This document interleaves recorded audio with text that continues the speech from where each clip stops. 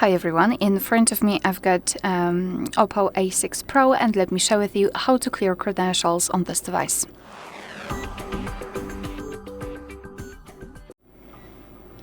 So let's start with opening the settings, and here we have to scroll and find security and privacy.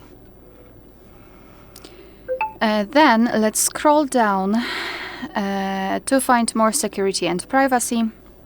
And here scroll down again to localize credential storage. Let's tap. So here at the very bottom of the list we've got the option we're looking for, so let's tap on it and tap on OK. Enter the screen lock to confirm the whole step, and as you can see, not only we've got this information, but also this option is inactive, which means that we just successfully removed all saved certificates.